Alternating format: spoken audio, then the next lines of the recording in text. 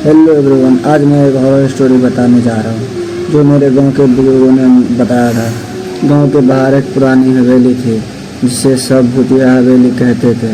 बरसों से लोग वहां जाने से डरते थे क्योंकि कहा जाता था कि जो भी वहां गया कभी वापस नहीं आया।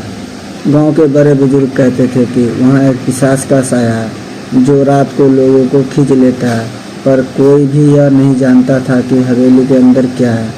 रवि, जो एक शहर से आया हुआ पत्रकार था, इस हवेली की सच्चाई जानने के लिए गाँव पहुंच गया। गाँव में कदम रखते ही उसने हवेली के बारे में कई कहानियां सुनी। उसने तय किया कि वह इन अंधविश्वासों को खत्म करेगा और हवेली के रहस्य को उजागर करेगा। शाम ढलते ही रवि ने अपने कैमरे और टॉर्च के साथ हवेली की ओर कदम बढ़ाए। हवेली दूर से ही बेहद डरावनी और खतरनाक जैसे लग रही थी।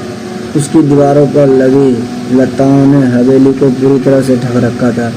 हवेली का दरवाज़ा जर्जर था और जब रवि ने उसे खोला तो एक ठंडी हवा का झोंका आया जिनसे उसके रोंगटे खड़े हो गए। जैसे ही रवि हवेली के अंदर दाखिल हुआ, उसे अजीबोगरीब आवाज़ें सुनाई देने लगी। हवेली के अंदर का माहौल घना और बोझिल था। फर्श पर धूल की मोटी परत जमी थी और दीवारों पर पुरानी तस्वीरें लगी थी जिनके चेहरे धुंधले हो चुके थे।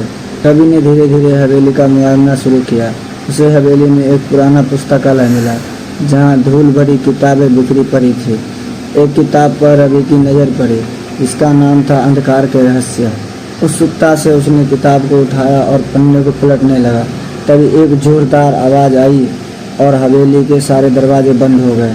रवि घबरा गया पर उसने हिम्मत नहीं हारी। उसे महसूस हुआ कि हवेली के अंदर कुछ और भी था जो उसकी हर हरकत पर नज़र रख रहा था। जैसे जैसे वह हवेली के अंदर गया, उसे दीवार पर खून के धब्बे नजर आने लगे। तभी अचानक उसके सामने एक परछाई उभर आई। परछाई का चेहरा इतना डरावना था कि रवि के हाथ पैर शून्य हो गए।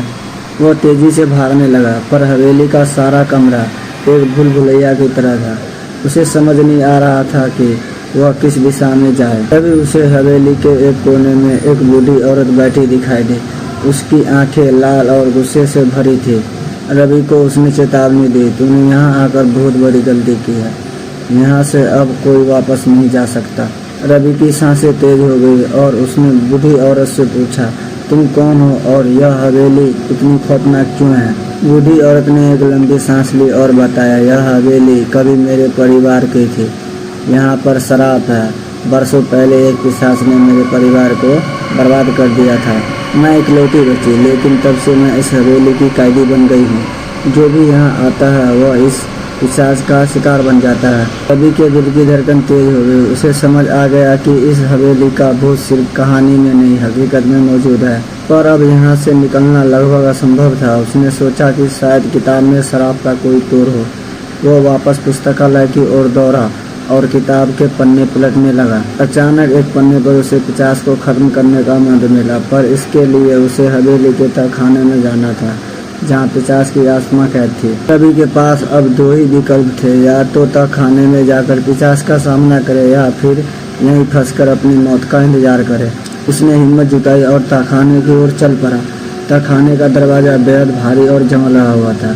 जैसे उसने दरवाज़ा खोला, उसे एक सड़ी हुई लाश की बदबू आई। तहखाने के अंदर गुप्त अंधेरा था, पर उसने अपने टॉर्च से रास्ता देखा। तहखाने के बीचों बीच एक बड़ा ताबूत रखा था। रवि को समझ आ गया कि पिशाच की आत्मा इसी में कैद है। उसने मंत्र पढ़ना शुरू किया। तभी ताबूत हिलने लगा। उसमें से एक भयानक आवाज़ आई, तू मुझे नहीं मार सकता, मैं अमर हूँ। रवि ने बिना रुके मंत्र पढ़ा। अचानक ताबूत का ढक्कन खुल गया और एक काले धुएं के साथ पिशाच की आत्मा बाहर निकली।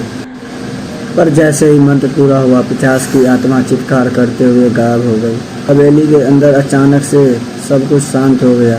रवि की जान बच गई थी, पर उसकी आंखों के सामने हवेली की सारी दीवारें गिरने लगी। हवेली खुद ब खुद ढहने लगी। रवि ने तेजी से भागकर वहां से अपनी जान बचाई। गाँव वालों को जब पता चला कि हवेली खत्म हो चुकी है तो उन्होंने चैन की सांस ली। रवि के मन में हमेशा एक सवाल गूंजता रहा, क्या पिशाच की आत्मा सचमुच खत्म हो गई या वह फिर कभी आ लौटेगी?